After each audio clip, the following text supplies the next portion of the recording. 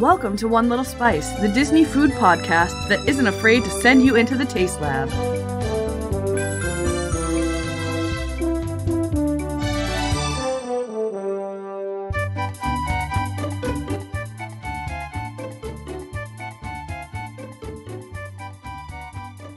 Welcome to episode 62. In a big blue world. Do. I'm Julie. And I'm Amy.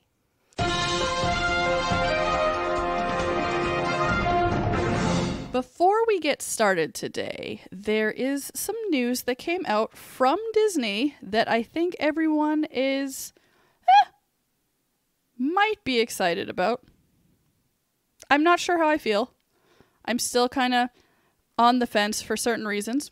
We'll talk about that when we get to it. But I am going to read this statement before we get into Amy's Daily Dish and the meat and potatoes or the shrimp and grits of this episode. Yes.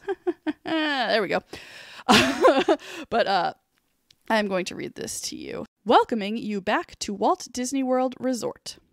Within our communities, we're encouraged that COVID-19 guidelines have been adjusted and eased by public health and government officials, paving the path for many businesses and industries to take positive steps forward.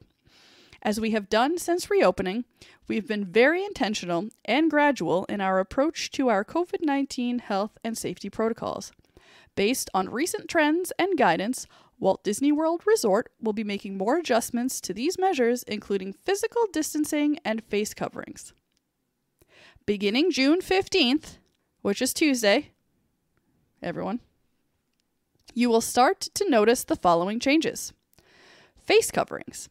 Face coverings will be optional for fully vaccinated guests in most areas. Face coverings will still be required of all guests on Disney transportation, including Disney buses, monorails, and Disney Skyliner. While we will not require proof of vaccination, we expect guests who are not fully vaccinated to continue wearing face coverings in all indoor locations and upon entering and throughout all attractions and transportation. Guests must observe current policies on face coverings until June 15th. Physical distancing. We will be relaxing physical distancing guidelines for guests. This will be visible in places like queues, shops, restaurants, attraction boarding, transportation, and our theaters. It is important to remember that some experiences and entertainment may still be operating with limited capacity or may remain temporarily unavailable. We're not quite ready to bring back everything yet, but we are optimistic and look forward to the day when Disney pals and princesses are able to hug once again. First off, just want to say that last little line gave me chills as I was reading it. Super cute. Next, cleaning. We will continue the high standards for cleanliness and sanitation we've always set for ourselves. Cleaning supplies and hand sanitizer stations will still be available. We encourage people to get vaccinated. And then the rest is just, please don't come to the park if you're sick, if you have a cough, if you have fevers, if you're chills. Be cautious still. Yes. Important things to remember is that park reservations are still required at this current time. So, Amy, what do you think? Well, so at this point, Disney World is still being more cautious than the state of Massachusetts. So at least, I'm happy they didn't, but they could have technically just been like, yep, we're opening because Florida. This is true. This is very true. Okay, here's my issue with all of this. People, and this is not blanketed for everyone, but people are generally dishonest when it's something that suits them and it's something that's not... I was going to say life-threatening, but hey, this is... So, while people who truly have been vaccinated can go about their business and do whatever they please, because it is proven that the vaccine is safe. It helps prevent the spread of COVID-19 because it prevents your body from creating, well, it prevents the virus itself from multiplying, thus making it hard to spread in those who have been vaccinated. Those who have not been vaccinated, though, are still able to spread COVID-19, and there is a very large part of our population, including children under 12, who are a very significant part of the Disney community, who are not protected because they cannot be vaccinated yet. And so if you don't want to be vaccinated, I understand the hesitation because it is new, but there's enough study out there to prove that it is okay. And if you are not vaccinated, just simply wear a mask. My biggest issue is that the governor banned vaccination passports, which it's very interesting because to me, it seems like from what I have noticed, the people that don't want to abide by a vaccination passport are the people who are not getting vaccinated, so they don't want to prove that they have not been vaccinated. Because for schools and colleges and things like that, you need to provide vaccination records. So how is this any different? That, I think, is the biggest thing. I think if vaccination passports were required, I would feel a lot more comfortable about this. Being vaccinated myself, I'm okay with it, and I don't mind, at least outdoors not wearing a mask. I appreciate that on transportation you still have to wear a mask. I will probably be wearing a mask inside at Disney for the time being. But it just bothers me, and it makes me sad for the people that cannot be vaccinated for whatever reason, and those who are not old enough to be vaccinated. So that's my thought. But it is promising to see things returning to normal and Disney still seemingly taking it slow. Yes, I would agree. It seems like we're the point where they were saying, we expect unvaccinated or not fully vaccinated guests to continue to wear a mask. It's basically sort of saying, it's like, all right, like, this is in your court now. We're doing our, you want us to open up. It's in your court now a little bit. Like, it's like stating, it's like, we're opening this up, but this is our expectation of you. At least it's not just being like, fully vaccinated guests don't have to wear masks. Vaccinated guests should continue wearing a mask. It's sort of like just being like, come on, this is what we're expecting. Like, be safe. Yeah, I feel bad. So it's one of those things where they can't ask if you've been vaccinated. Yes. Because of the vaccination passport. Yeah. Ban. Sorry. So it's not like cast members can say, hey, are you vaccinated? Put on a mask. You know what I mean? So it's I'm interested to see when Jason and I are there, how many people are actually still wearing masks outside, how many people are still wearing masks inside and things like that. So I will definitely keep you guys up to date on that. One thing that is very exciting, though, is that last night they were testing the fireworks in Epcot. I feel like for the next few years, at least for the next year, it is going to probably be very crowded. And I think that is just because so many people haven't been able to go for so long. Yes, that was the point I was trying to make, but then I got lost in trying to carefully finish the story as fast as I possibly could, and clearly that didn't work. But I was saying, we were talking about that the reason they still have the passports is because if they just opened up to full capacity, like whatever capacity they're going to open up to, people are going to show up and they're going to end up sending people away unhappy and whatnot. And they don't want to do that because everybody's all of a sudden going to want to go. And by passports, you mean reservations. Did I say passports? You did. I meant reservations. It's okay. Yes, exactly. And even when they have opened, so let's just talk about this for a second. A normal capacity day at Epcot when it's busy, Jason said, is something like 20 to 30,000, which is only 20 to 30% capacity. However, capacity is at 35%, might be a little higher now. I haven't seen any numbers being released that it has increased, but I know Bob Chapek did say that they were going to gradually be increasing capacity. And now cast members are eligible to go into the parks for some days too. So they definitely have increased it somewhat. And at 35%, Epcot is sold out. So that's even more of a capacity than a normal busy day in Epcot. So expect pretty busy crowds for the foreseeable future. And with fast passes potentially not even coming back, lines are probably going to be longer for rides. Today, Jason did mention that they have stopped social distancing for the line outside of Mexico to get into the pyramid. So it looks like they are starting to lower those social distancing protocols. And it's interesting because the news article I read said that Disney was still going to keep social distancing protocols in place, but straight from Disney, they said they are going to be relaxing physical distancing.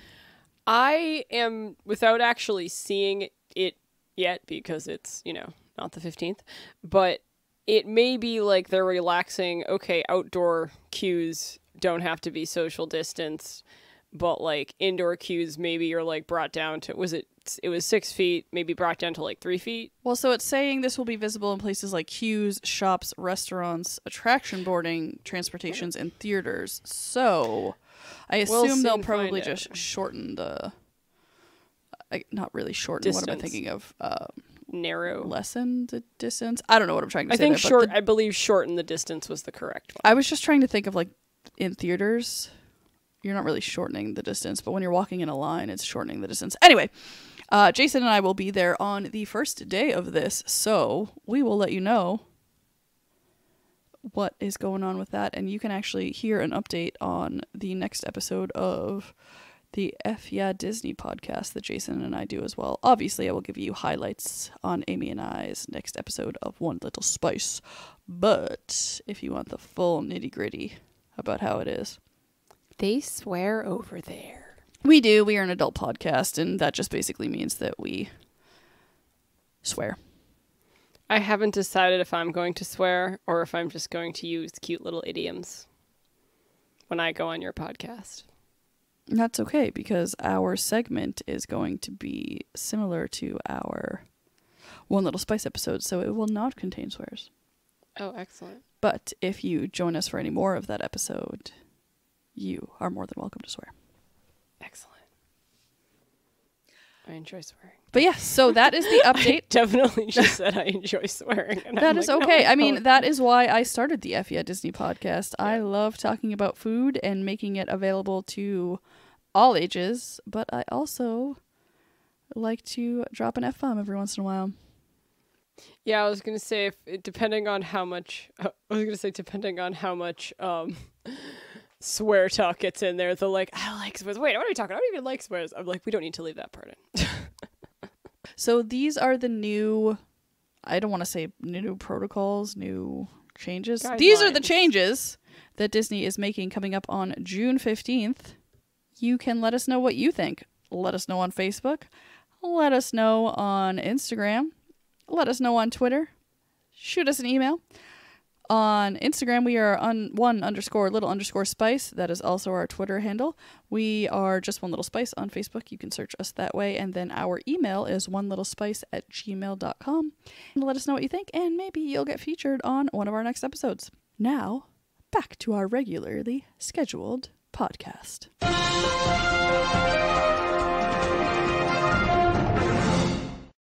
And on this week's episode, we are going to talk about the Coral Reef. If you have never been, we will give you all the details about what it looks like, all the amazing food, the fabulous server that they have.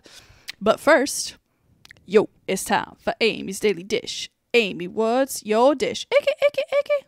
Let's dish. Item 1.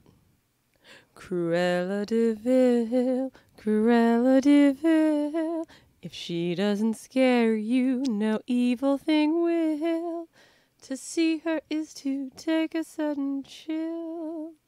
Cruella, Cruella de Vil. I may have gotten the last lyric before Cruella, Cruella de Vil wrong, but I don't know. That's all right. And if you guys have no idea what this news item is going to be about, it is clearly about the new Little Mermaid live action. Absolutely. Kidding. Okay. Cruella came out in theaters and Disney Plus as a premium item, like how Mulan and Raya and the Last Dragon did. So unless you want to spend $29.99, you must wait until late August to view it. Reviews are mixed. I have some thoughts on the film even before I've seen it. Before it even came out, my thought process was, okay, this is going to be amazing, or it's going to be secretly amazing and very misunderstood. Based on the mixed reviews I've seen, I think it's secretly pretty good, but very misunderstood. As such, I haven't seen it yet. I can't give my opinion of the movie, but when I heard they were coming out with it, I'm like, okay, so it's Cruella de Vil. It is a movie about her wanting to turn puppies into a coat. So they can't do the, hey, look, this person isn't, actually a villain like they did with Maleficent. She's still a villain. They're just gonna have to show how she got as deranged as she is. Yeah, and I know that a lot of people were worried about this, that Cruella was going to be seen as this, kind of underdog and kind of have a backstory that make you feel for her. And then she ends up being a villain. And what I've heard is that that is not the case, and you don't have any sympathy for her. Also, Emma Watson, nope, wrong one. Emma Stone is amazing. She is hot and amazing and a wonderful actress, and I think they cast her, without even seeing it, perfectly for that role. Yeah, no, there's very few actresses I can think of, and honestly, none of the appropriate age that could pull off Cruella. I feel like Anne Hathaway would have also made a good Cruella, but a little too old. Yes, but also I feel like Anne Hathaway could have done it, but I still feel like Emma Stone definitely, it's a little more towards her style of comedy and whatnot. Yes, absolutely. I think if it was Anne Hathaway, they would have written it very differently than how they wrote it for her. But I think that aside from Emma Stone, I would have liked to see Anne Hathaway in the role. But with that said, I am very glad that it is Emma Stone because I love Emma Stone. She is excellent. So late August, I guess we'll share our thoughts. Yeah, Jason wanted to buy it the other day because of the reviews that we got on it. And I was like, maybe, but not right now. I am not saying I would never pay an extra $30 to see one ahead of time, but I'm just like, no, I can wait. So we paid for Mulan. We paid for Raya and the Last Dragon. Is that both totally worth it? Is that available, Raya and the Last Dragon, is that available to everyone yet, or is it still pay? Do you know? Nope, that one is available to everyone, and it was very, very shortly on the premium or premiere or whatever it's called. Yeah. But we paid for it, and we watched it, and it was really good. And my brother-in-law's review of it was meh. But I thought it was a great storyline. First off, I love Lin-Manuel Miranda, so anything he does is gold. But the cinematography, I guess computer animation, because it's not really cinematography when it's all digital, was exquisite. And it was just really creative and clever what they did. And I don't know, I really liked it. I thought it was awesome. Definitely go watch it. It is free now, Amy. Excellent. I will add it to my list. Item 2. Here I am. Rock me like a hurricane. We got a lot of lyrical item news titles this week. Yeah, we do. I like it. Yeah, just feeling it. I approve. This hurricane season is apparently supposed to be a doozy, as this may affect any travel plans to Disney and Florida you may have. It may be a good time to purchase travel insurance if you are taking a particularly large or pricey trip. I don't usually buy travel insurance on trips if they're like short, but if it's a particularly long one, it's always good to do. There's different places you can buy travel insurance from. We're not telling you which one to buy from, but it's something to think about. Disney, if you do go through a travel agent as well, yes, they offer it for you. Yes, also, yeah. Disney has been historically pretty good about rescheduling for major hurricanes before you leave for your trip, but don't expect Disney to refund everything if you are just stuck with some wet, windy weather. So yes, and actually there was, a few days during a crazy hurricane season a few years ago where everyone rescheduled to the week that we were in Disney, and it was so busy for us. Specifically the week around this 1 week, like the days surrounding this weekend, it was just weird.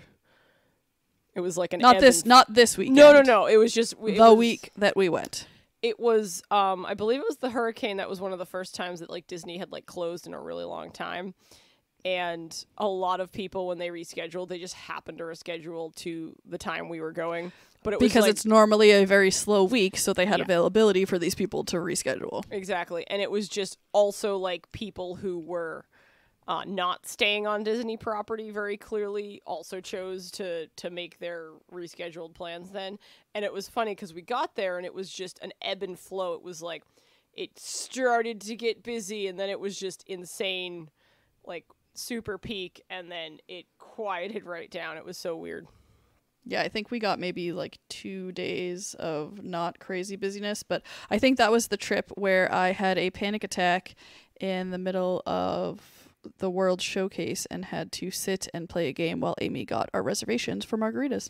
Yes, and it wasn't actually reservations, it was walk up, and I remember walking up. But it was well, we walked up, and as I was walking up, the line for like getting a margarita like at the bar, at the bar, like to go, was literally, this is the I can't think of the name of the bar, but it's the one La Cava inside the Mexican pavilion. And so the line literally went from the entrance of the of La Cava up the ramp out the entrance, and like the line was literally outside.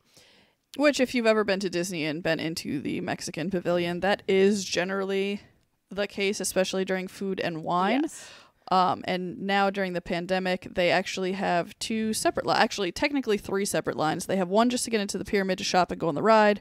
They have one if you have dining reservations, and then they have one that is specifically that was reopened that's kind of backstage into the bar for drinks. That's actually pretty cool. I don't know if they've changed any of this since regulations have lifted a little bit, but I will let you know shortly because I will be there soon. Excellent. But so I get there and I walk up and I'm like, well, how long is it to stay in? And I think they said like 15 minutes. So I text Julie. I'm like, all right, we got this. I'm like, that line is not our line. Don't worry about it. And they literally called me up in like 5 minutes and we sat down and it was a lot of fun. But yeah, it was and we got a free shot of tequila from a gentleman who ordered a flight and could not finish them. It was pretty cool. It was. But yeah, it was a fun trip. We literally walked into Epcot and it was like jam packed. Just everybody was in World Showcase. So, whew. But yes, hurricane season might be. Well, so the year I moved down here, it was also supposed to be a really, really intense hurricane. The weekend I moved down, like, my work was closed, all sorts of crazy stuff. So I ended up with like a 4-day weekend that day. And we got a ton of rain that Tuesday night, but then there was nothing. So it could either be an insane hurricane season, like last year we went into the Greek alphabet, but not much of it hit us in Florida, although Bermuda or the Bahamas, or probably Bermuda. I think it was Bermuda. somewhere Bahamas. somewhere in The bees. that area it was like a category 5 that just sat on them for like 3 days. Oh, yeah. And then by the time it got to us, it dissipated. But that actually might have been the 2 years ago that was the storm that was supposed to hit us. But last year we went into the Greek alphabet, but not many of them actually hit Florida. But they're saying that it should be a pretty rough hurricane season for the state of Florida as well. Well, it's also just how every year they tell us, oh, in Massachusetts, it's going to be a hard, snowy winter. And it's like, well, you say that every year. They don't say that every year. They usually do. But anyways, I know what you mean. Because when you have heavy rain in the summer up north, usually it's a pretty mild winter. And vice versa. Yes. Item 3. It's Pride Month. Disney has released a whole lot of really fun items for Pride. There's merchandise and food and snacks and other things, but we're going to focus mainly on the snacks. We're going to talk a little bit about the merchandise, though, There are a couple things that are amazing that I need to own in my life. So Okay, I'm going to tell you all about them. In Disney Springs, Gideon's has the brand new Rainbow Crunch Cake. It is a 3-layer vanilla confetti, or funfetti, depending on how you look at it, cake, and it is covered with a multicolored icing.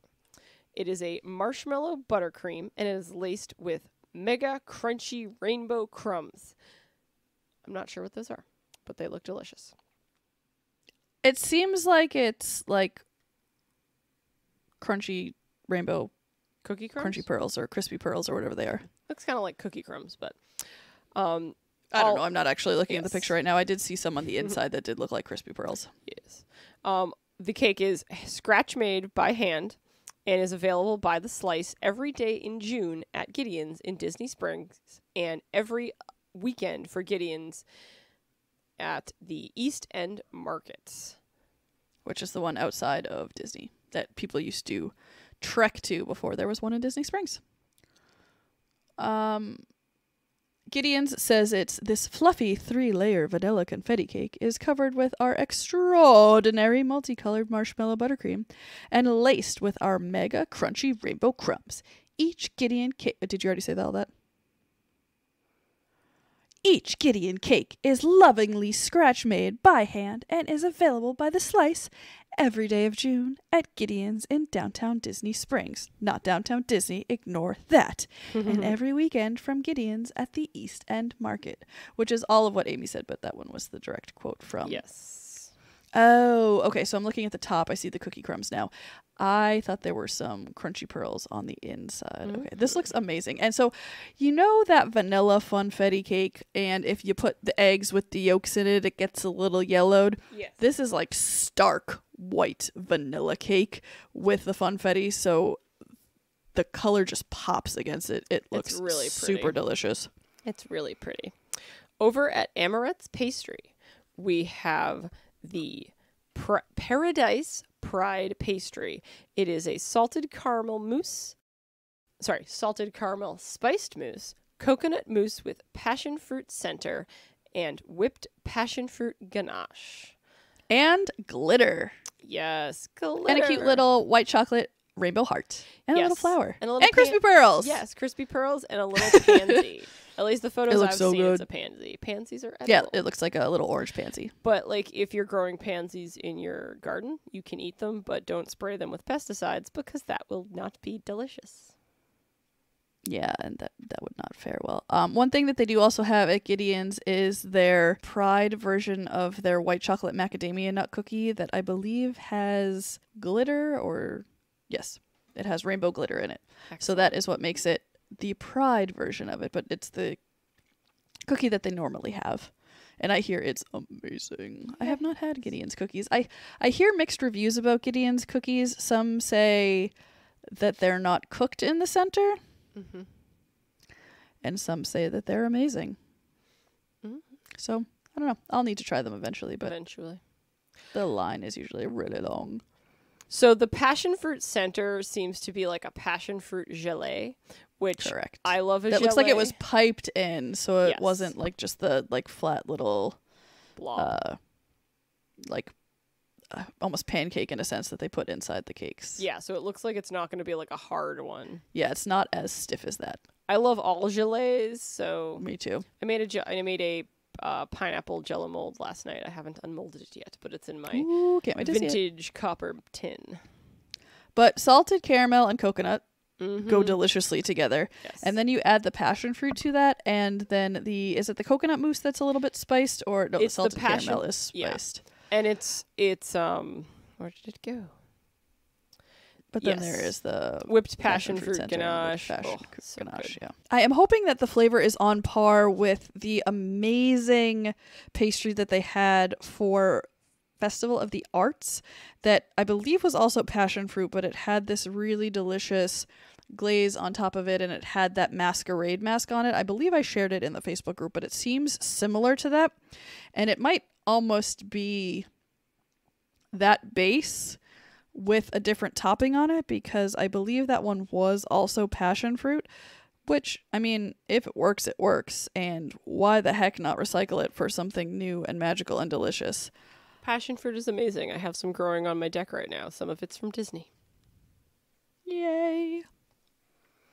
But yeah, so that looks amazing, and I love everything that Amorette's does. And side note, they do also have a Cruella petite cake right now. I'm not sure how long that is available, but that is also super cute. So if you're in Amorette's, just pick up both. Mm-hmm. Everyone could, cake. It's delicious. But yeah, their petite cakes are generally amazing. So Yes. definitely worth. I think usually they're around like $18 to $20, but worth every penny. They're so delicious. Oh yeah, it's more than just like cake. It's delicious. Yeah, it's the cake, it's the mousse. Sometimes it has gelée inside. It's just, yeah, they're so delightful. I've never had a bad dessert at Amorette's. Neither have I. Neither have They know what they're doing. Yeah, they do. Over at Splitsville Luxury Lanes in Disney Springs, you can get the Pride Flight. It is available all through the month of June, and it is a combination of their frozen beverages. So it is the Rum Runner, the Pina Colada, and the Big Wave Dave. I love that name, Big Wave Dave. I have never had a Big Wave Dave. I'm not sure what is in it, but the other two sound super delicious. Yeah, I'm sure the third one is also super delicious. Yeah, I hope they're all super delicious. And I think those are the Dole Whip floats.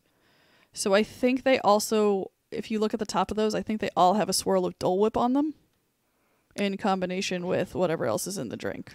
I just see the whipped cream, so I'm not sure. But oh no, yep, it is Dole Whip. You are correct. Yep, that is Dole Whip. It's just weird in the photo. It happens. Yes. Where was I? Oh, yes. So all three drinks are served on a little board with some orchid flowers, and each comes with a straw. And there is a delightful rainbow connecting all three drinks together. That rainbow is rainbow belts, probably slightly sour, because most of the time those belts are a little bit sour. And I love it. It's probably Airhead banned, but no one will tell you that. Mm-hmm. Actually, I think the Dole Whip is just in the Pina Colada. That would I make may have sense. misspoken. Either way, they look delicious, and I love a good flight. Absolutely. And for that price, you cannot beat it. The Big Wave Dave is vodka, green alcohol, and raspberry, and it will, quote, get you where you want to go. I thought you called it green alcohol and not grain alcohol, Grain and I was alcohol. like, what? The Rum Runner is the Florida Keys original that combines 151 rum, blackberry brandy, creme de banana, and pineapple and lime. And a Pina Colada is Dole Whip, Dole Whip. Coco Lopez Bacardi Superior, and Rum Haven Coconut blended, and topped with a splash of Plantation Double-Aged Dark Rum. The world's creamiest colada. Like, I'm looking at that colada, and I don't know if I think that's the world's creamiest colada, but it does look quite tasty. I mean, it has Dole Whip in it, so That's like probably is. Even if it's not the creamiest colada, it's still pretty excellent. So, fun anecdote, Jason and I made some sort of dessert. It wasn't dessert, it was meatballs with chunks of pineapple, and we were at the store purchasing a can of pineapple and pineapple juice, of course, and I reached for the Dole canned pineapple because what other pineapple would you ever buy? And he was like, we can just buy the store brand. And I was like, nope. If we are having pineapple from a can, it will be Dole. Exactly. Over in Epcot, you can get a rainbow Mickey Dome cake at Sunshine Seasons. I always say that wrong. Or It's a really hard one to say. It is. It is. At Sunshine Seasons, they also have the pina colada cupcake. Oh, yes. The pina colada cupcake. I am very excited about the pina colada. It looks awesome. It has a cute little, like, almost tie-dye rainbow Mickey topper cookie thing on top. It looks amazing. You can also find rainbow cake at the Kringla Bakery and Cafe and at Magic Kingdom Park and at select Joffrey's Coffee and Tea Company locations are offering a rainbow donut. So if that sentence was very confusing, there is a rainbow cake at the bakery in Norway, and in Magic Kingdom and in Joffrey's Carts, there are rainbow donuts. I definitely thought there was rainbow cake everywhere. I mean, I'm sure there is. Either way, one of those two pieces of information is correct. I'm not really bothered as to which. Just, look for those rainbows. Over in Disney Springs again, there is the Mickey Piñata. And it has rainbow ears and a red painted chocolate heart on the front. And that is at the Ganachery. What did I call it? You just said Disney Springs. Disney Springs, and I definitely forgot to say Ganachery. Also at the Ganachery, they have one of their chocolate lollipop bars. It's like, I can't even think of what they call this. But it is also painted with beautiful rainbow stripes. Again, back in Disney Springs, the Sprinkles Pride Cupcake. And while I'm not a huge fan of sprinkles, meaning the cupcake people, not the sprinkles. I love sprinkles. It does look fun. It is a rainbow cupcake, and it has vanilla frosting and rainbow nonpareil sprinkles with a little fondant heart. And it's only $4.95, so it's not too bad for a fun snack. As it is just a simple cupcake, I would really hope that it was not more than $5. Yeah, exactly. But, you can get the glitter rainbow cupcake at the Beach Club Marketplace. It is a rainbow cake, vanilla frosting with rainbow sprinkles, and a rainbow Mickey covered in edible glitter. The Polynesian Resort also has a peanut butter filled rainbow cupcake that you can check out just for Pride Month. I want the peanut butter one. I like peanut butter. Peanut butter is fun. I like peanut butter and baked goods. One last treat that you can get, I wouldn't say everywhere because a lot of the places you can get it are currently closed or it's at moved. Least in Magic Kingdom. At least in Magic Kingdom are the Mickey Crispy Treats, which are the Mickey Rice Krispie Treats dipped or partially dipped at least in usually white chocolate, and that's what it appears to be here. And they've done rainbow stripes across Mickey's entire head. It looks like they are also in Animal Kingdom. Yes, Animal Kingdom. I bet you can also get them in Disney Springs because they also sell them down there. Yeah, like Goofy's, Goofy, Goober, gosh, Goofadoo. Goofy's Goober, Goofadoo. I can't think of what it's actually called, but they do also have a Tres Leches mousse cake thing that has Mickey ears that are rainbow. Now, if we cross the coasts and go to Disneyland, you can also get that rainbow crispy treat. It can be found at Disneyland Park at the Candy Palace and Honey Spot. In Disney's California Adventure, it is found in the Trolley Treats and Bing Bong Sweet Stuff and Downtown Disney District, Marceline's Confectionery. The Rainbow Dome cake is the one that is at Sunshine Seasons that Amy was talking about. Oh, okay. The Tres Leches mousse. It's there we go. The flavor of it. There we go. I am just all confuzzled. There's so many delicious treats. I know there are. I want them all. Yes. Back to Disneyland, the Rainbow Cookie, which is really fun. So it is a sugar cookie with a white glaze, and then they drizzled rainbow across. And it has the Mickey hands with the rainbow heart that you can find Jolly Holiday Bakery Cafe, Plaza Inn, the Market House, Alien Pizza Planet, I love that it's still called Alien Pizza Planet, Galactic Grill, and the Hungry Bear Restaurant. It's a jolly holiday with Mary. Disney California Adventure Park, you can find it at Fiddler, Pfeiffer, and Practical Cafe, Pacific Wharf Cafe, Pacific Wharf Gourmet Coffee Cart, and the Boardwalk Pizza and Pasta. This, I'm really sad, is not, or at least has not shown up in Disney World. I'm very, very jealous that they have this at Disneyland and not at Disney World. But the Rainbow Macaroon Box. Strawberry, orange, lemon, green apple, blueberry, and grape macarons. You can get them. And they're just multicolored macaroons. It comes in a cute little box. It's white and it says love comes in every color. And it has some rainbow Mickey heads and a little window so you can see all of the delicious macarons. In Disneyland, you can get it at the Jolly Holiday Bakery Cafe, the Refreshment Corner and Market House.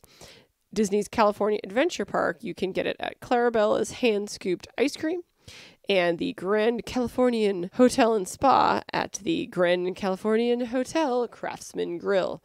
There's an adorable little rainbow cheesecake with chocolate rainbow stripes and whipped cream, and it has a little like mini coin decoration with a little bow that can be found in both Disneyland Park and Disney California Adventure. Disneyland Park, it's the Jolly Holiday Bakery Cafe and the Harbor Gallery. And in the California Adventure Park, it is at Boardwalk Pizza and Pasta. The rainbow cake is super fun. It is layers of red, orange, yellow, green, blue, and purple cake between white chocolate mousse topped with a buttercream frosting, rainbow sprinkles, and a chocolate garnish.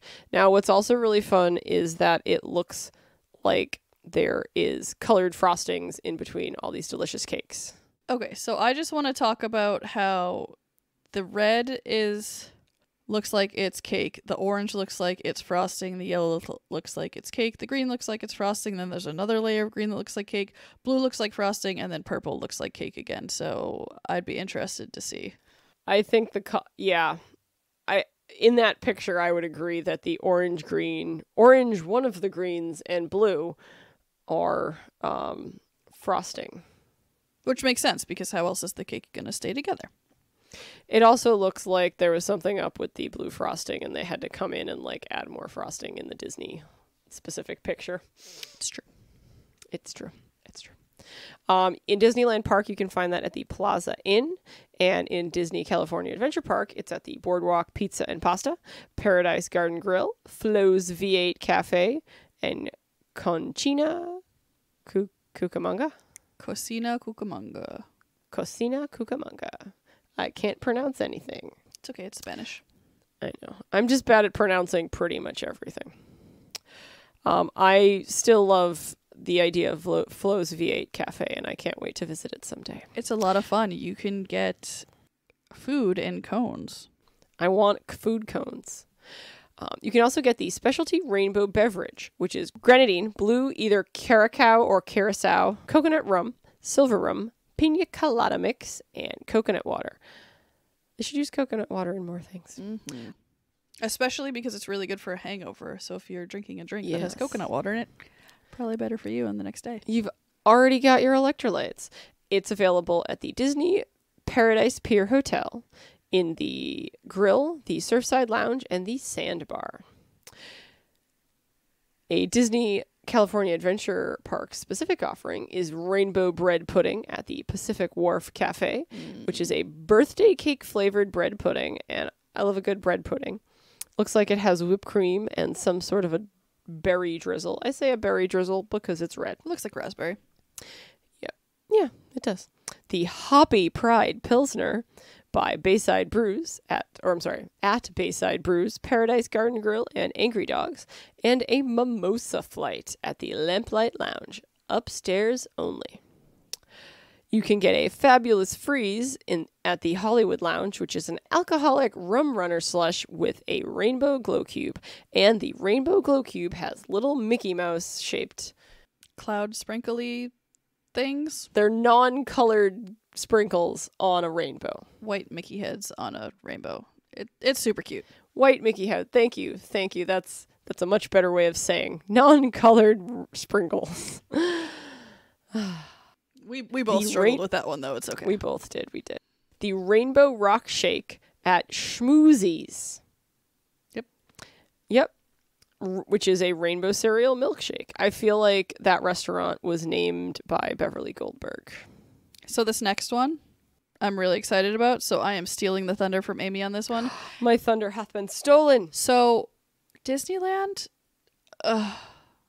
their food is just better. And okay, so I'm not saying that Disney World doesn't have amazing treats and delicious restaurants and amazing food, but Disneyland does funnel cakes / churros way better than Disney World.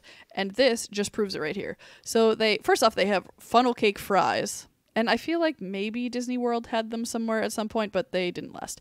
So this rainbow funnel cake fries is at Award Wieners. Such a clever name. It is funnel cake fries topped with rainbow colored icing. So it's literally blue, green, red, yellow, blue, orange drizzled on top of it. I don't know why I didn't go in the order of the rainbow, but that's how it went, y'all.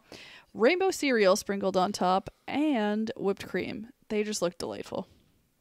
I feel like Disneyland does themed snacks better, or like limited time snacks a little more exciting sometimes. Yes. Also their churros. They also have rainbow cotton candy at various outdoor vending. I was actually just showing Jason the other day my ginormous pineapple cotton candy that I got when I was out in Disneyland. Do you remember that? It was like the size of me. That was amazing. Yes. Excellent. You will also find rainbow tumblers and rainbow glue cubes throughout various locations in Disneyland and Disney California Adventure Park.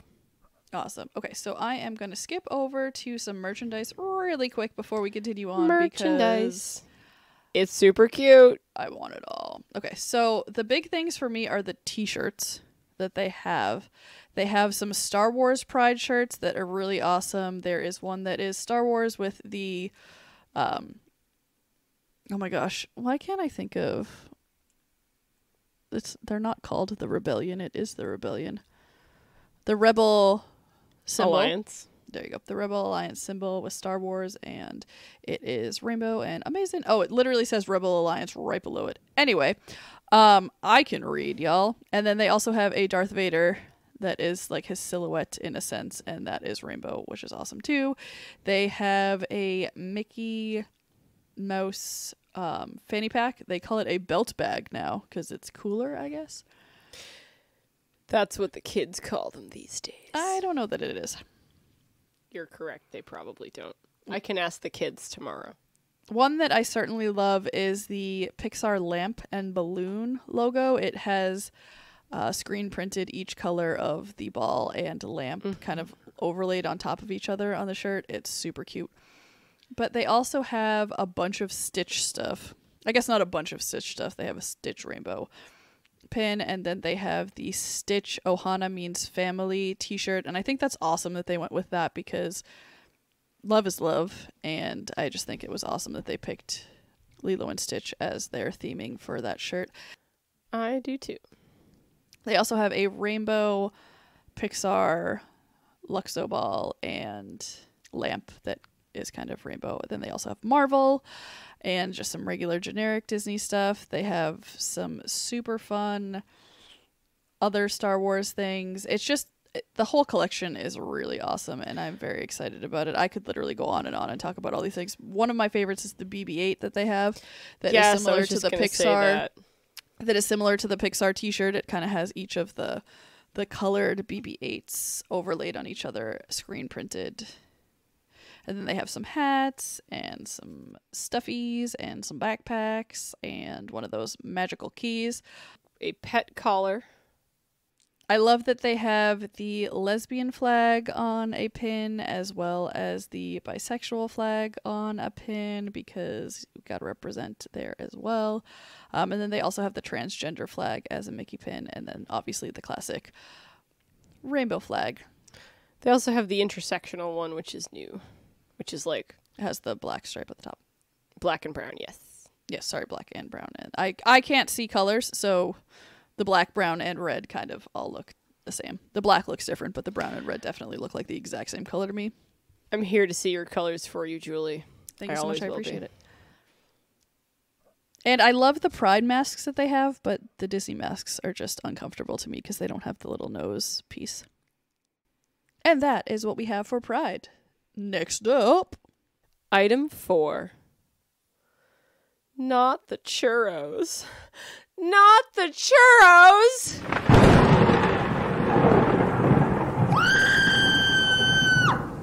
May 31st, 2021. Disneyland ran out of churros.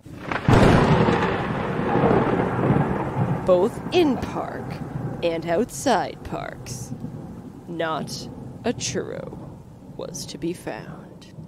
Over to Julie for the rest. So, thanks to our friends over at the Podcateers podcast, which is an amazing podcast about the Disneyland parks. They live over in California, so they specialize in Disneyland and California Adventure. If you have not had a chance to listen to them, they're amazing. They are hilarious. Go check them out. But they let us know that Disneyland ran out of churros. How crazy. It's literally the most popular item, clearly because they ran out. You'd think they would have thought to stock up on it. I have gotten word that they do have churros again and are fully stocked and have not run out since. But what a tragic day in Disney history. So tragic. I think me and Jason need to do a This Day in Disney History on our podcast as well. F yeah Disney, if you have not listened to it yet. But we talk about Disney history and in one of our segments, and I think that would be a really hilarious one to do next year. Yes. A good Memorial Day episode. Or, whatever day it was. Because it would be that day, not Memorial Day. Memorial Day moves. Memorial Day was Monday the 30th, I believe, this year, or was June 1st to Tuesday? No, June 1st was a Tuesday, so it actually was on Memorial Day. I'm going to call it the Memorial Day Churro Crisis. But yes, rest assured, if you are going to Disneyland now, there are an abundance of churros for you, just waiting to be consumed. Mm-hmm. Churros. In other news, across the country, we have some new information that was literally just released today, but you will hear it in a couple days. Today being Thursday, June 10th. Disney World released their list of booths for the Food and Wine Festival. I'm excited. This year it does start on my birthday, and I will be there on my birthday. After going to Magic Kingdom and getting my Mickey balloon. I'm very excited. I'm excited for you. But yes, so there are some that will be open when the festival starts. There will be some that open on October 1st, which kind of makes me sad once you hear the few that we have to wait for. And then there are some new ones. So I'm going to start by going over the ones that will be open from the start that are the classics that they've had. Then we'll talk about the ones that are opening October 1st, and then we will go into the new ones because Amy and I are going to talk a little bit about what we think about each of those. We will do much more in depth later. So yes, once the menus and everything is released and after we've had a chance to try some of the items and things like that, we will definitely give you either as an extra spice episode or its own episode, because I know we did Flower and Garden or Festival of the Arts or something recently. But you will get an episode with all the details. But right now, we're just going to go over the fluff. And in case you were wondering, the Epcot International Food and Wine Festival is presented by Corksicle. Ooh. Yeah, which is that like frozen wine cork thing you stick in your wine to make it cold.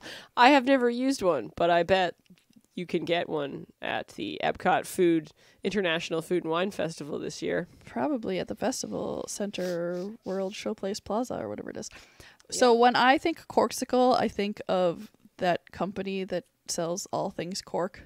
Wasn't that a thing? I don't know. That is a thing. I got really excited for a second and then really depressed that it was something to cool off wine, which is interesting because you'd think I would be more excited about the wine and not cork. Cork is fun. I do need a wood. Mickey shaped cork board to put our Mickey pins on. So if you see one, I need it. Thank you. All right. So the first park, so the dates of the Food and Wine Festival are July 15th to, I believe, November 20th. I may not be correct on the ending date, but it is definitely starting July 15th because it's starting on my birthday. And I'm excited. So the first booth that they will have, and these are in alphabetical order, not in the order that they are in the park, Australia. And we can embark on a culinary journey down under. I'm not going to read all of them. I just really wanted to say down under in a potentially maybe Australian accent. I don't know. It sounded Australian to me. I could be way off. I apologize.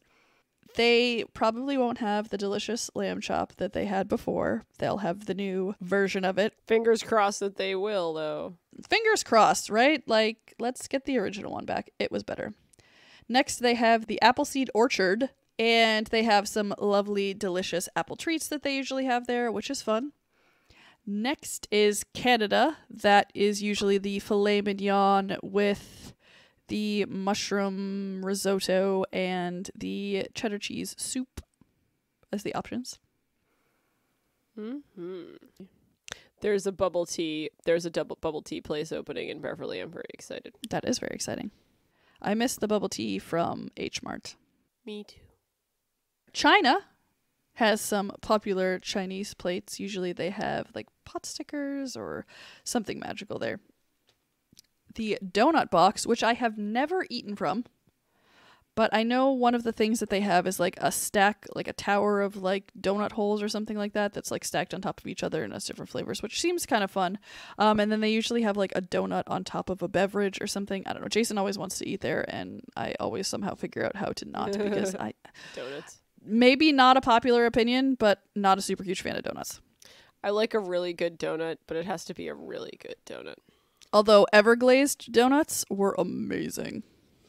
I also really love French crullers because that was my grandmother's favorite. So anytime Dunkin' Donuts has a French cruller, that is in my belly. Excellent. Next, they have Earth Eats, which is hosted by Impossible. I really hope they bring back the meatball that was in the lentil bread. It was really like a lentil pita pocket in a sense almost. It had a very Indian flavor to it, and it was delightful. I am very disappointed to read that Flavors from Fire is hosted by the NFL on ESPN because the description is score a touchdown of flavor with hearty dishes that are sure to tackle the toughest appetite. I don't have anything really. I'm not like, oh, bad football or anything, but it was the theming of Flavors from Fire was really cool, and I hope they don't change it because of all right. Well, this year it was also hosted by the NFL on ESPN, and I was actually going in a different direction for this because I loved that it was hosted by the NFL because on the placard outside of it, it showed what the NFL team's favorite food was from the festival, which I don't think was accurate. I cannot remember what Boston's, the New England Patriots one was, but it didn't seem like... I think the New England Patriots was like donuts or something. I have the picture. I'll share it with you guys later. But it's really fun, and they have it in a different spot now because they cannot have it where they used to have it. They used to have it by the Innovations West or East. I can't remember which one's by the land. But it used to be over there, and they used to have like this courtyard display in a sense of this like flame statue. But they cannot do that anymore, so it is actually over by Test Track. But they still have the grill out back, so everything is getting smoked and delicious. One thing that was not so good this last time was something that I had with pulled pork on it. It was just super greasy. I was really expecting it to be good. It was like pulled pork potato chips or something with like a horseradish sauce. It was yummy, except the very bottom was just all grease. And I know that I've saw pictures of other people who had it where they did not have that issue, but I did, and it was sad. But everything else there was amazing. Well, we'll assume the pulled pork situation was a little mishap, but at least the food is still delicious. Whether you like football like Julie or not like me. Yeah, it might have just been that it was like the bottom of the container. Yeah, it could be. If it was way towards the bottom, it would have been a lot more greasy. So I think that is why I might have gotten the end of things. Yes. But that is okay. Next is France. They always have some deliciousness. The escargot treat that they have there is always phenomenal. And then their slushy cocktails are to die for. Yes. To any time they have a slushy cocktail. Like, their normal ones are fine. The lemon and the citron, or of the orange one. But their specialty slushy cocktails are just amazing, and I highly recommend them. All right, next is Germany. So they have some delicious food in Germany. I know last year they had a really awesome apple strudel that was really good the first time I had it and not so good the second time I had it, which was really sad because the second time I was like, hey, Jason, this is delicious. Try it. And it was warm and gooey and magical the first time and not so much the second time, which was a little sad. But they did also have really yummy fish with an awesome beurre blanc that I basically drank off the plate. Super yummy. Love me a good beurre blanc. Next is Greece, where they have traditional Greek dishes like spanakopita and lamb moussaka. Now, originally, and I guess not originally, but in 2013, when I experienced my first Food and Wine, they had the halloumi cheese, which is basically a grilling cheese, so it stays together and kind of melts a little bit, but basically holds its shape, and it was drizzled with nuts and honey, and it was the most delicious treat that they had. And then, of course, they took it away because they always take away my favorites. Next, they have Hawaii, which will have savory and sweet treats. Usually they have a tuna tartare of some sort. Last year, they had an amazing Spam dish that reminded me of my grandmother. She makes this luau chicken, and it tasted exactly like that, except Spam instead of chicken. And I teared up a little bit and then told the chef how amazing it was and how it reminded me of my grandmother, and he appreciated that. I do enjoy a Spam if it's like griddled well or grilled well, so it's not just like warm Spam, but it has a nice crust to it. It did not have a crust. It was delightful. They have hops and barley, which is in America, where they usually have the lobster roll, but they may not have it there this year, and you will understand why. Italy, the most overpriced booth of them all. Japan will have some sushi and some other delicious things that they usually have. Then there is Mexico, which is always delightful and always has some really fun drinks. Then there is the Refreshment Outpost, which usually has like a spicy pineapple hot dog of some sort. Although it's a good spicy pineapple hot dog. It is delicious. This past year they did have I don't know if it must have been for Food and Wine because I don't think they have it now, but they had a plant-based hot dog sausage of sorts that sounded really delicious, but I did not get a chance to taste it. Next is the Refreshment Port that is hosted by Borson Cheese. Interestingly, it's hosted by Borson Cheese because usually there is a wine and cheese or just cheese booth that has the Borson like quiche and cheese flight and some other things. Maybe they're putting it on poutine. They could be putting it on the poutine. I don't know. That might be interesting. But they have chicken nuggets, usually a seasonal poutine, and some soft serve ice cream. And then Shimmering Sips is hosted by Corksicle. And usually they have some mimosas and some desserts. Jason loves that. And I'm like, ooh, I see something at the bottom there that I'm kind of excited about. We're going to talk about that at the end. Next is the ones that are opening in October. The Alps.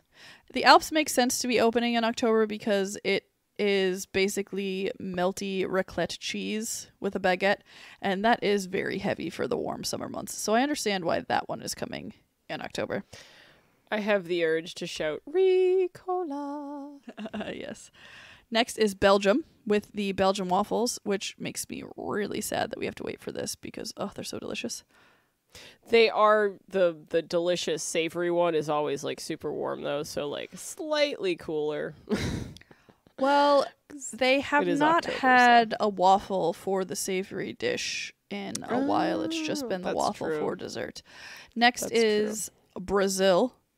I'm also sad that this one is not there because the pão de queijo is always delicious, which is the cheese bread. Mm-hmm.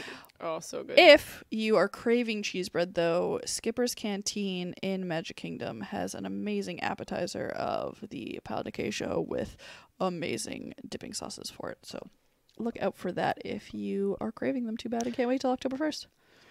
This next one, I am very upset, is not opening till October 1st. India. But also I understand because those are basically warm stews. So it makes sense that they are not opening till it's a little bit cooler. Give Indian food a chance. It's quite delicious. Yes, everything they have there is very mild and amazing. It's got a little bit of a kick to it, but super, super delicious. Then Ireland is also opening on October 1st. I have loved the seafood pie that they had there. They did also have some sort of stout cheese dip with some dipping breads that was really good at one point as well. Kenya is new, which is, I believe, like Africa. It's just specifically flavors. From Kenya. Yeah. It's specifically Kenyan food and beer. So that's exciting. I'm excited to see what they have. I cannot wait. Now, the reason why I said the hops and barley may not have the lobster roll anymore is because there is a new, and this one is also opening October 1st, so that is why we were talking about it. I know I said I was going to talk about the new ones last, but this new booth is opening October 1st, and it is called Lobster Landing. And this little blurb says, get a taste of New England as you indulge in luscious lobster creations. We will let you know if it's really a taste of New England. And I may not be the best judge of that because I am desperately missing New England. So anything that tastes remotely like New England might just taste like New England to me. Clearly, you're just going to have to buy it twice. You're going to have to buy it once to, be like, lobster. But then you'll have to buy it a second time to be like, all right, let's take a peek at this, see what it actually tastes like. I can be unbiased with my tastings Exactly, because you the can be lobster unbiased. roll I had when I was still living in Massachusetts, and I still thought that was delicious. Mm-hmm. Next, that is also opening October 1st, and again, I can understand a little heavier foods opening as it starts to cool off, but they have Mac and Eats, which says discover macaroni and cheese combos your mom never imagined. I cannot wait for that one. My mom's favorite macaroni and cheese combination is macaroni and cheese with ketchup on it. Interesting. So that's what Helen imagines. I do like sriracha on my macaroni and cheese. I don't eat a lot of macaroni and cheese. I like it. It's very good. But I don't eat a lot of it. When I do, I like to put sriracha in it. It's not a bad choice. And the last booth that is opening on October 1st is Spain, with foods like paella, seafood salad, and charcuterie. This one I'm a little interested as to why it is opening October 1st. I don't know if maybe it's the seasonal items, but I can't imagine seafood is seasonal to the fall. They also may be trying to push people to coming later in the Food and Wine Festival initially. Yeah, I mean, but maybe they're expecting to have more capacity available at that time. Just a thought. Makes sense. So one of the new booths that tickles my fancy is the Brew Wing at the Epcot experience. I want to know everything about this. I want you to take a cute little video of the Brew Wing at the Epcot experience because I'm very excited about this. Yep. I must know all. And it is going to have chicken wings, flatbread, and assorted beers and ciders. And so this is at the Epcot experience, so I imagine it will be where the little kiosk is that normally sells like popcorn and pretzels and drinks. Makes sense. And then we have the Noodle Exchange, which is new. I'm also excited for this. And this says, savor the flavors of the Far East served up in delicious noodle dishes. I love me some noodles. I cannot wait. I love the Far East. I love noodles. Let's go. I love noodles from the Far East. Exactly. It seems like there's going to be a lot of food in the American Pavilion. I don't know where they're going to fit it all, but this next one is the Rotunda. Yeah, I said that right. Rotunda Bistro. It says nosh on tasty cuisine featuring fresh seafood and produce in the American Adventure Pavilion.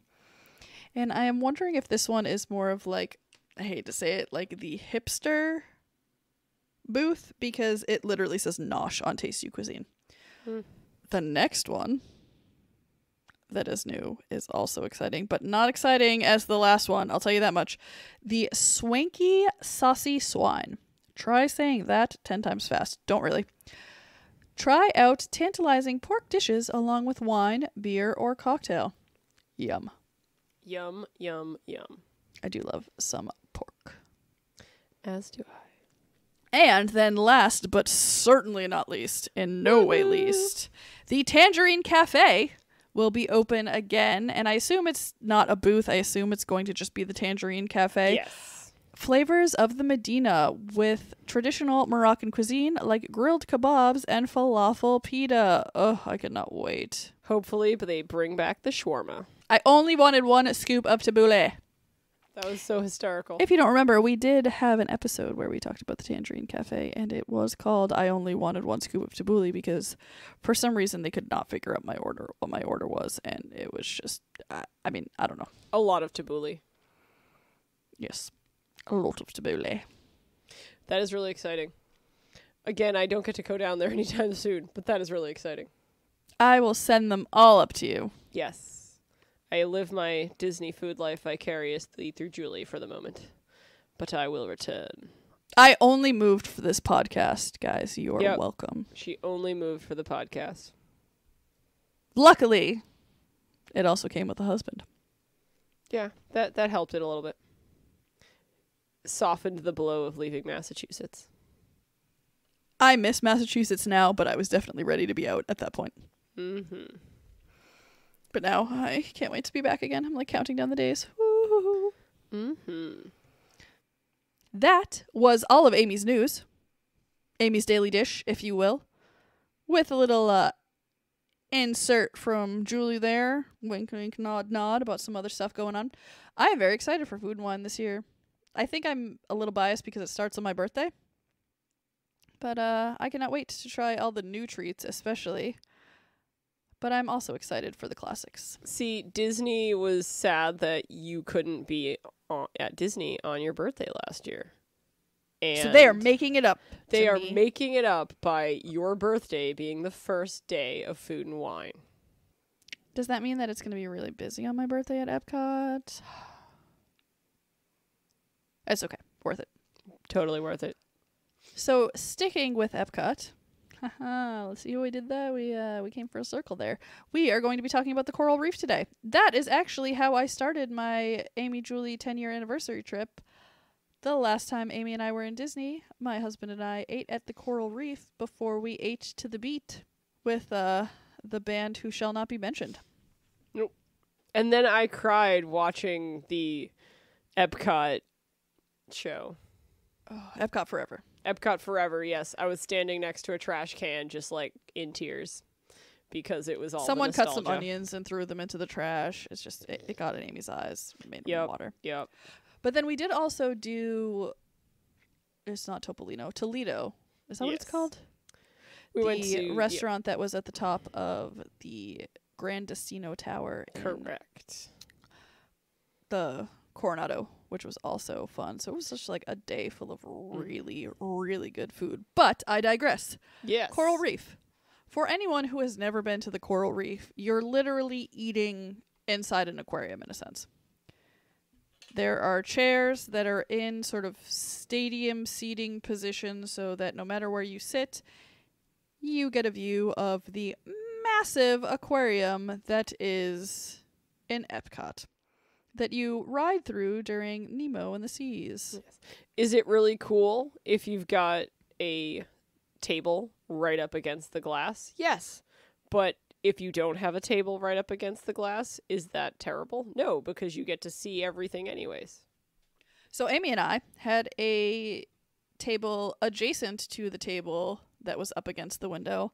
And when I went with Jason, we started at an adjacent table, and then the couple that was at the window table moved before we had gotten any food, and we scooted over and got the window seat and named all of the sharks after characters from The Office, because we had just started a rewatch of The Office, so we were in office mode. And I know, of course, Disney-themed animals probably would have made more sense, but that is not where we went. We found a really cute Pam, found a really cute Kevin, found an awesome Dwight. It was amazing. Excellent. When I had dinner there with Phil when we went down, we sat, I think, this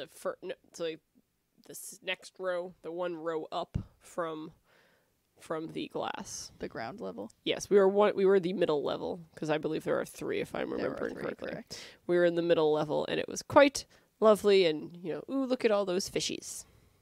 Yes, and if you are sitting farther back as well, you kind of get a more landscape view of the entire aquarium, so you probably get to see more fish. We were very subjected to a very small portion of fish, which was amazing. Don't get me wrong, but there really isn't a bad seat in the place. Not at all. Just in case you don't get a seat next to the glass, I don't want you guys to feel bad. It's amazing wherever you sit. And, okay, so it's hard to kind of explain the decor. It's very, like, dark wood with very dark patterned rugs. But then you have the really bright aquarium fish tank that is there. So it kind of all works cohesively together. It also has a wall embedded with marbles.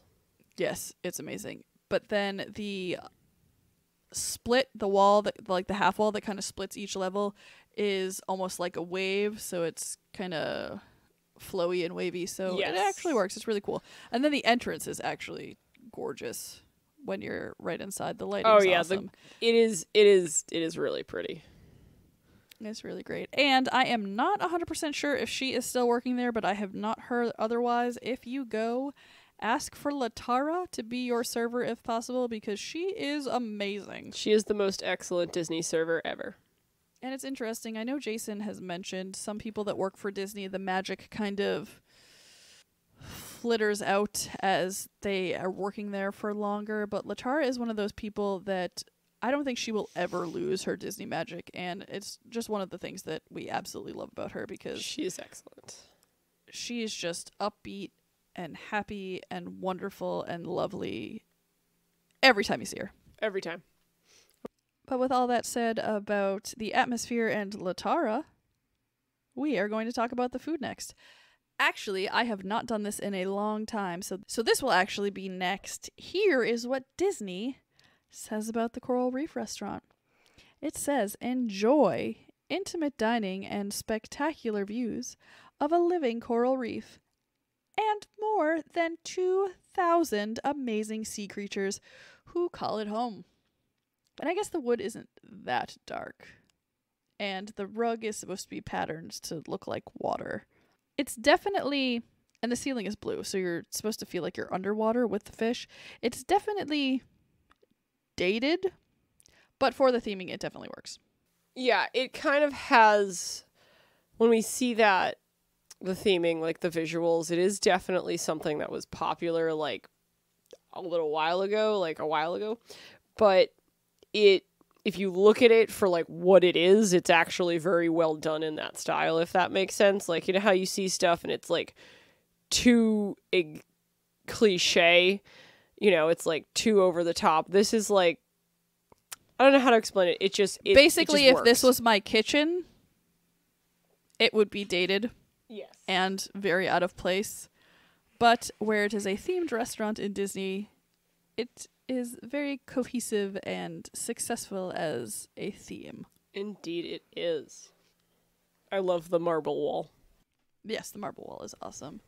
I do love the mosaic on those wave separators as well, because it looks like Indeed. that just took a lot of work, and it kind of gives it more of like a flowy oceany feel, because it kind of shimmers like the ocean does in the sun. Mm-hmm.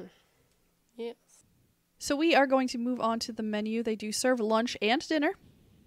And the menu has changed slightly since COVID, but both of the items that Amy and I had are on the menu, so we'll be able to talk about those. Mm-hmm.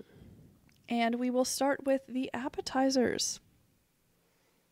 So the appetizers are shrimp cocktail with traditional cocktail sauce and charred lemon. I love charred lemon.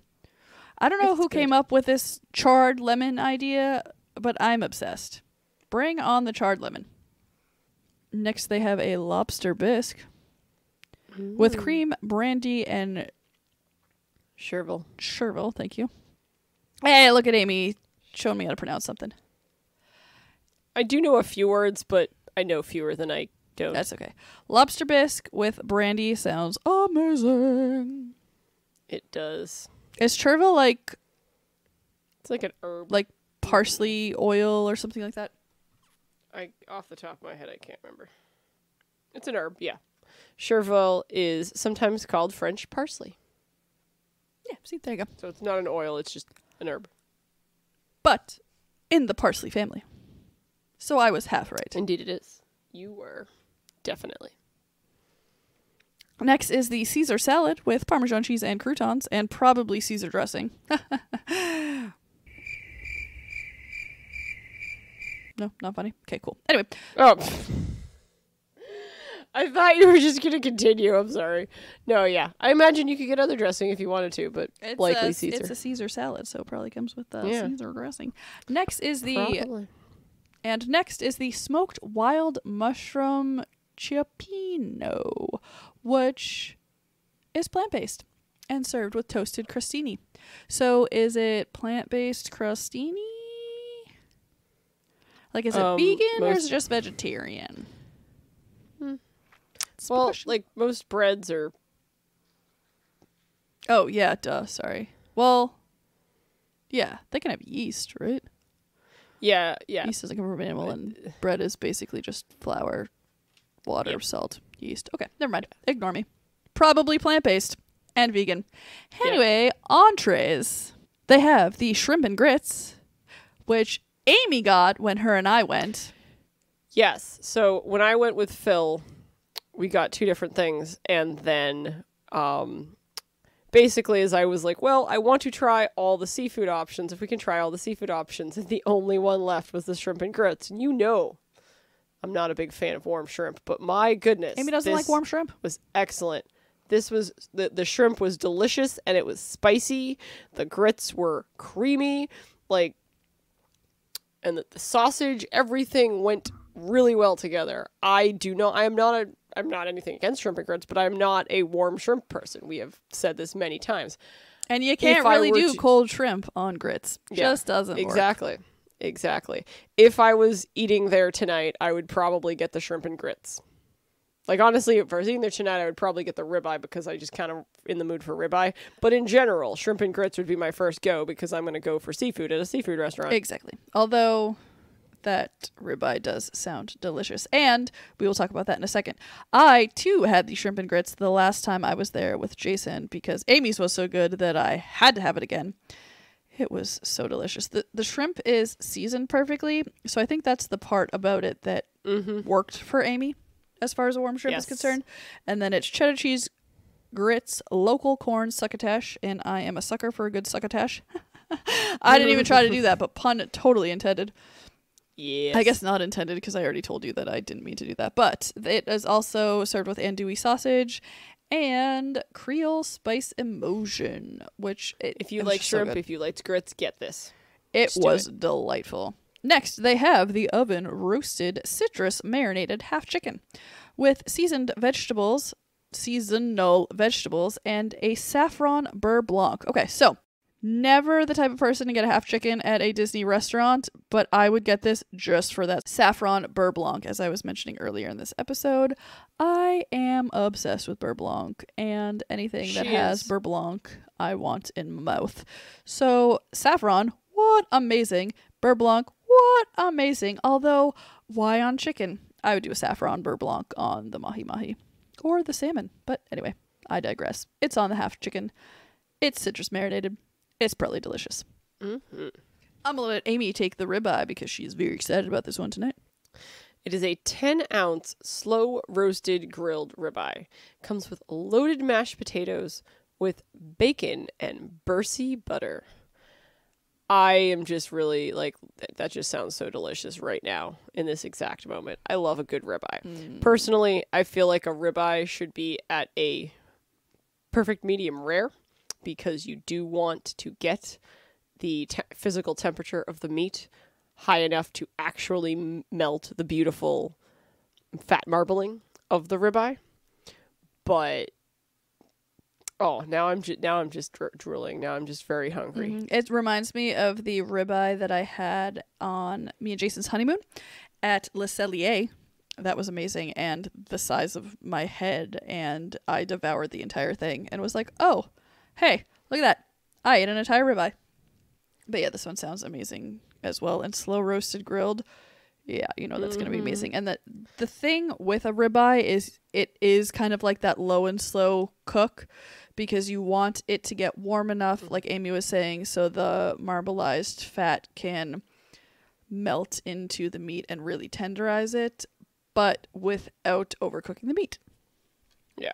Otherwise, I'm generally a rare person. Me too. I do prefer medium rare for burgers, but otherwise, yes, medium rare for burgers, but rare for basically anything else. For beautiful steaks. But again, something like a ribeye where you have the marbling, you do want it about a medium rare to get that. Yeah, Wagyu.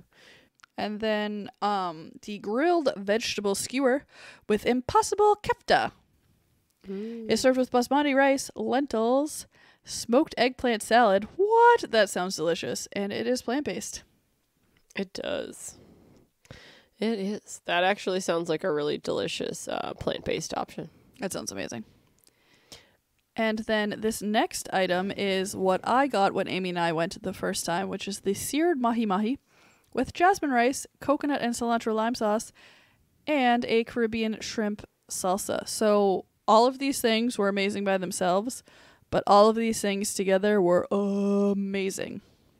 They really were. And it's funny because Jason got this one on the trip that I went with him, and we asked for extra coconut lime and cilantro sauce, or coconut cilantro lime sauce on the side, in addition to what was already on it because it was so good, and instead they just served it on the side. Oh, that's sad. But it was super sad. Hopefully there was at least a little extra. I had, I believe Phil had that when I went with him, and so I remember both of you ended up getting the same thing. But that was absolutely delicious. That would also be, basically, I want to eat everything on this menu. I want to eat it right now. Yep. In my face. I agree. They also have a seared sustainable salmon with the chef's seasonal risotto. All risotto is amazing, so I can't imagine that this is bad at all. And I don't think I've ever had a bad salmon from Disney either. I believe, when I went with Phil, I had the salmon dish. I don't know if it was exactly this one, so I don't know if it was with risotto or not, but Disney has not disappointed me with risotto. And in general, I am disappointed with risotto from most restaurants. So Disney's doing well so far, so I'm going to assume this risotto is going to be good. I also agree. The only other good risotto I've ever had was from this Italian restaurant up here that made all their pasta fresh. And by up here, I mean up in Massachusetts, not actually up here. Because yes, up here is I knew what you meant. Up in Massachusetts. I knew what you meant. Yes. I am sorry if you can hear my cat in the background of this podcast. She wants me to play with her, so she is meowing her little butt off.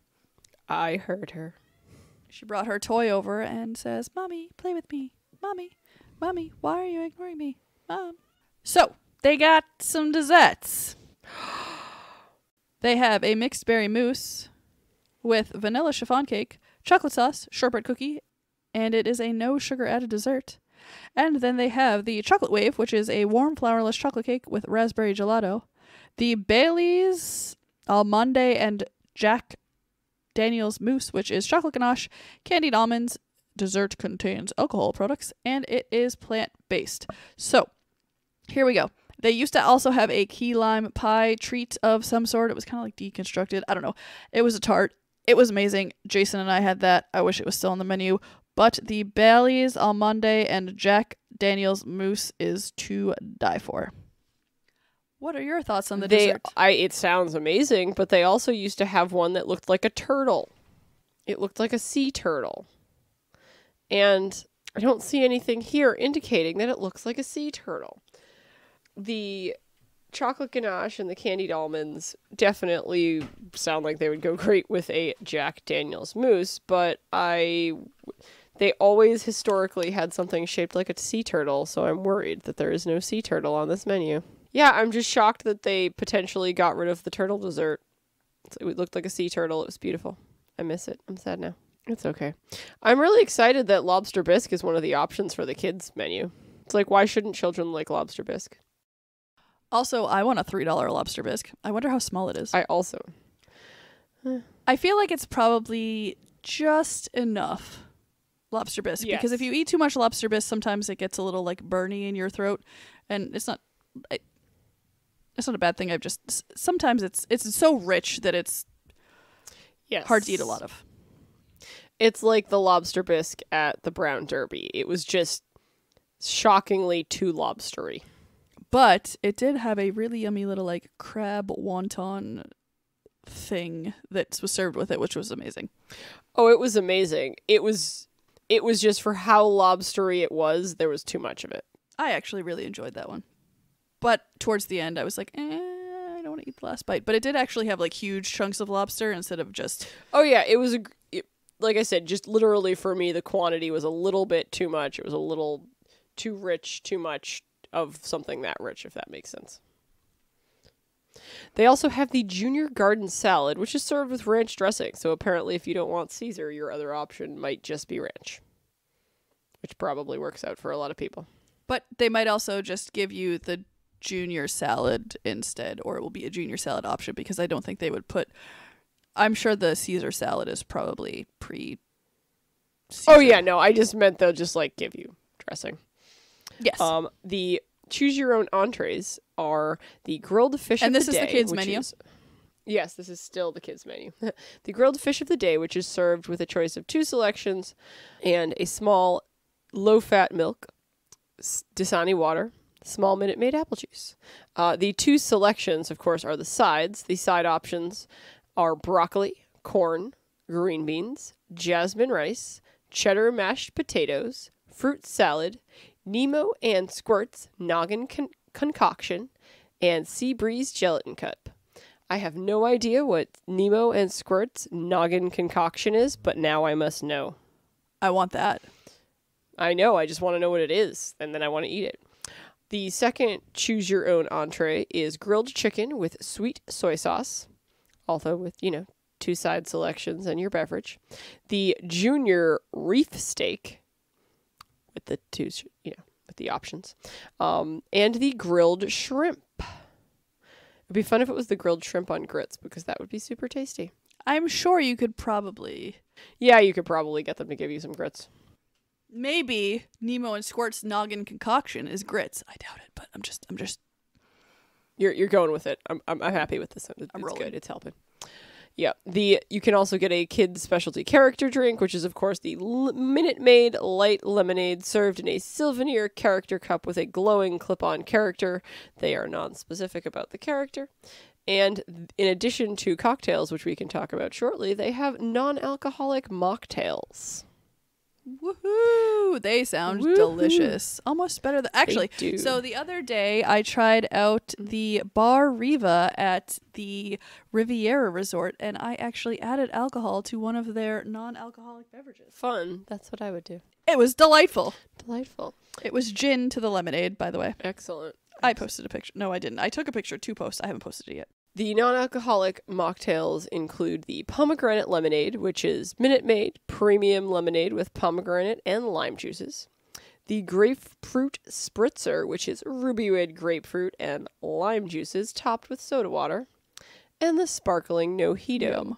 Lime juice, pure cane sugar, and mint topped with soda, which I love because it's a, non-alcoholic mojito. And I just love a mojito. Isn't it just a mint julep in this? No, a mint julep has alcohol too. No, not the one in Disneyland.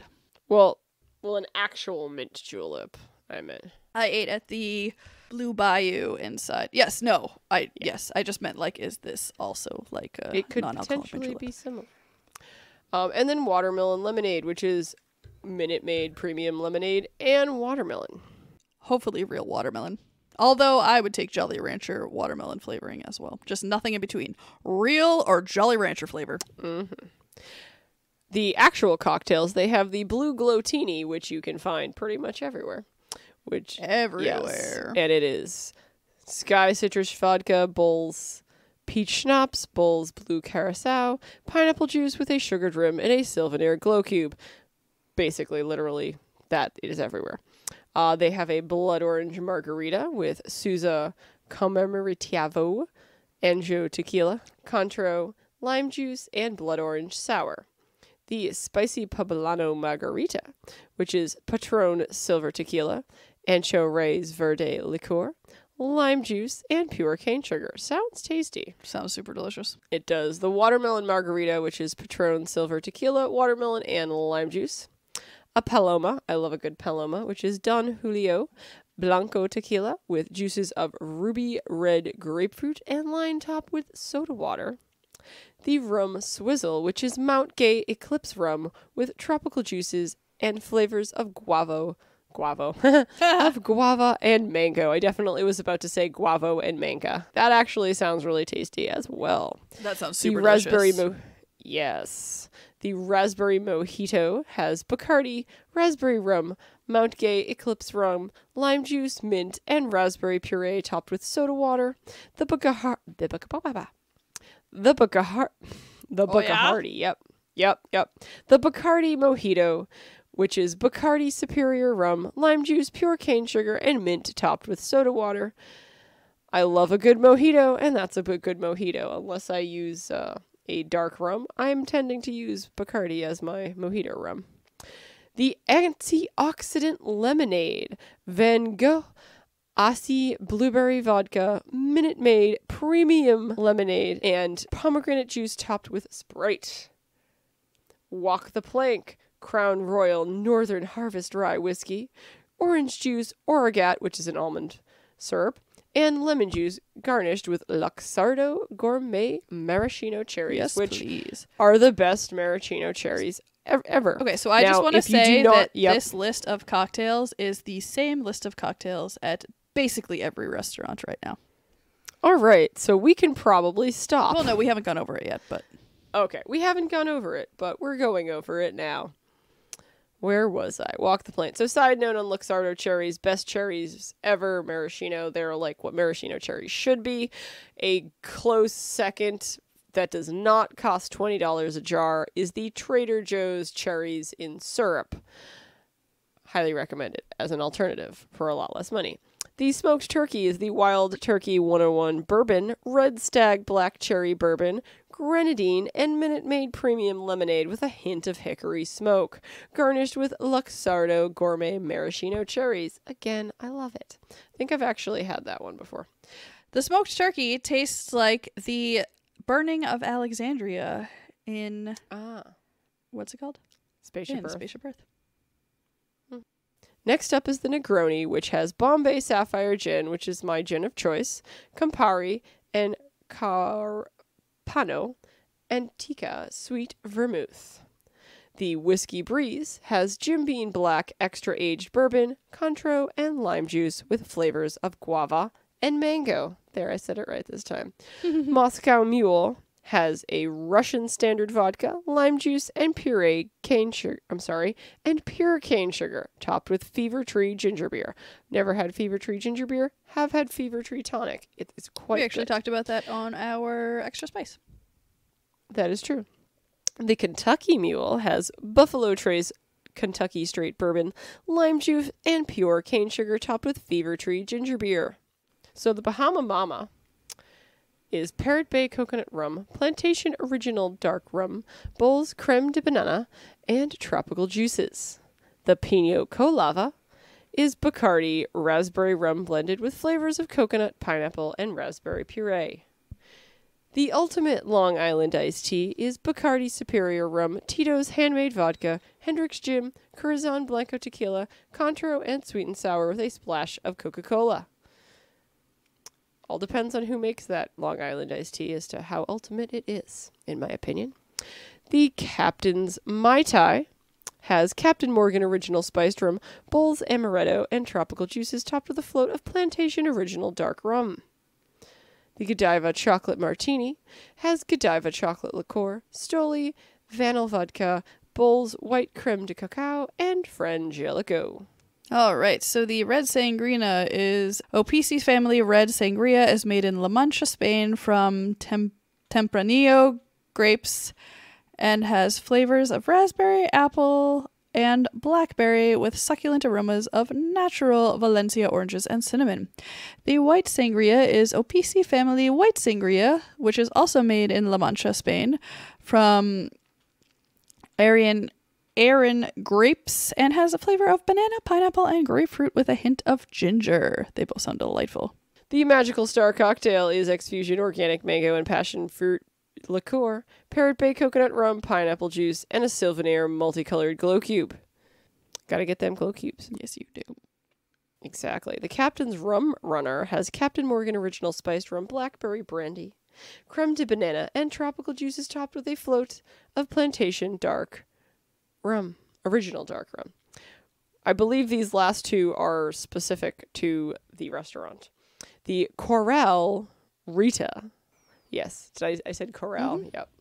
It's specific to the Coral Reef, but we're going to call it the Coral. Yeah. The Coral Rita is a margarita with Patron, Anjou Tequila, and Contro. And the Abyss is Sky Vodka, Bacardi Superior Rum, Blue Curacao, and pineapple juices.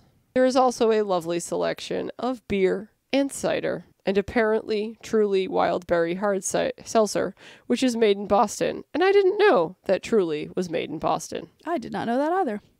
Interesting. The Reef Amber Draft is another specialty beer selection.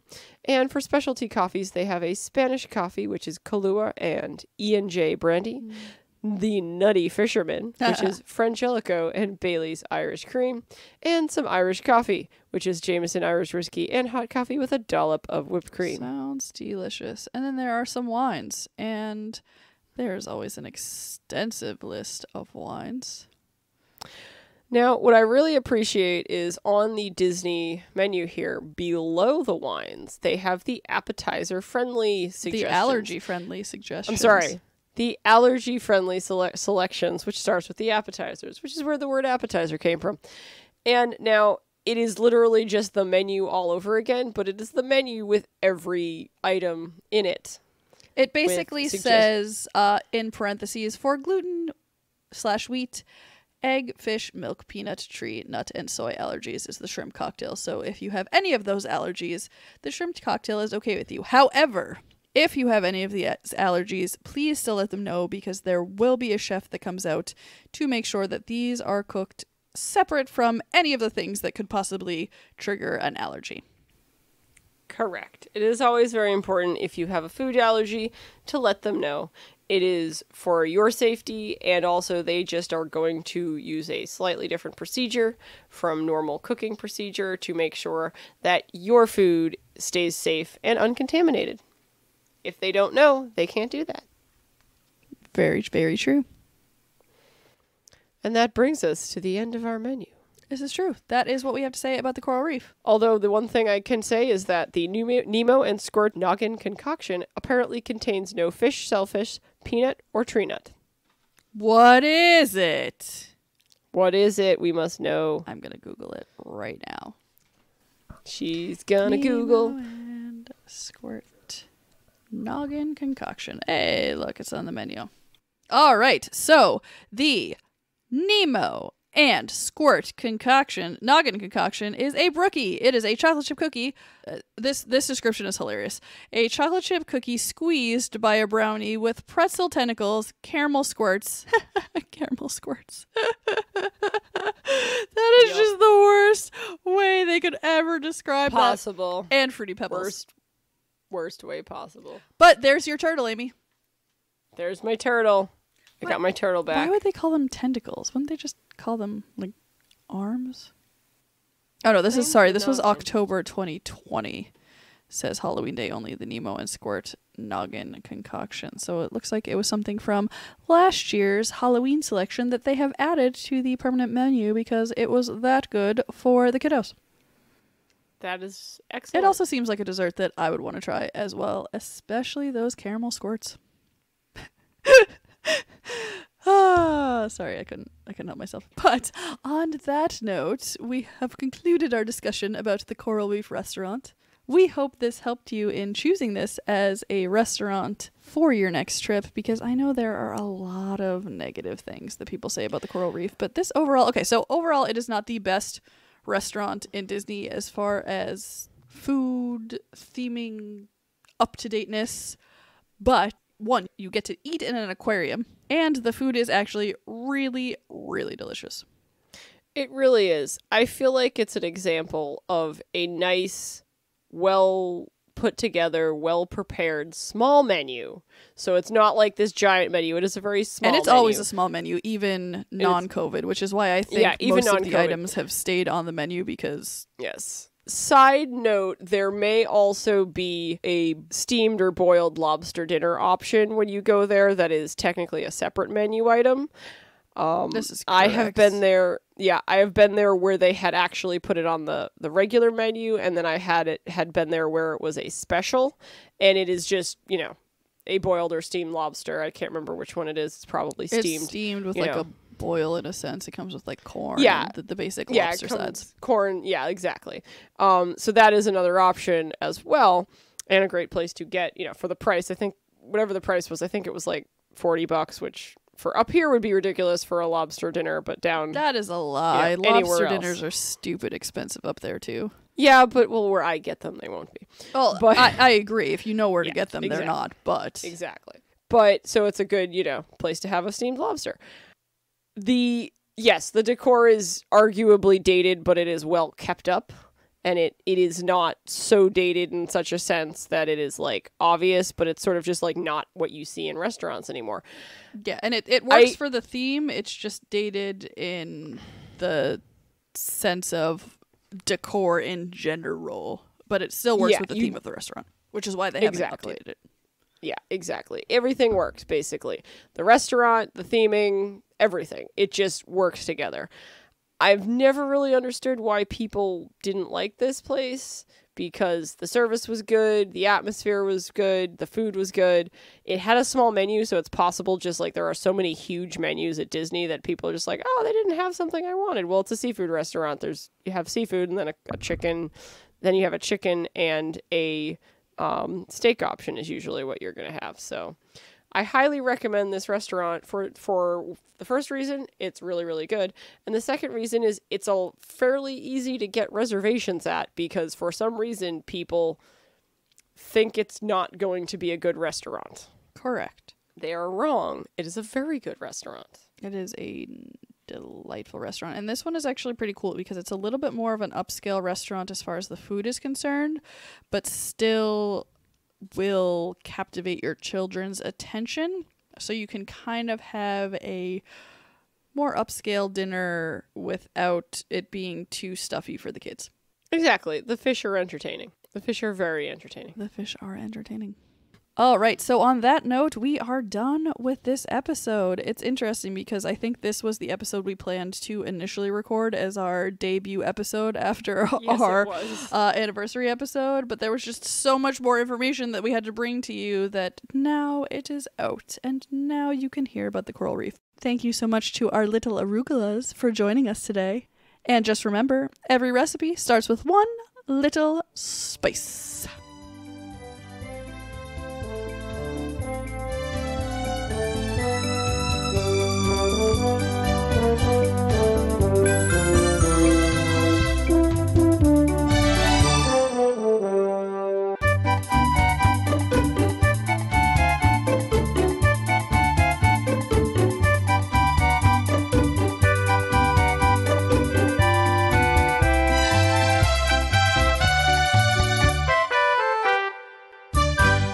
I want Nemo and Squirt's noggin concoction. Clearly, you need to go and just be like, all right, I know I'm an adult, but I need this. It's my you birthday. can generally get food on the kids menu if you are not a kid, but I might go in there and be like, can I get a Squirt's noggin concoction to go, please? Thank y'all. I need me some caramel squirts.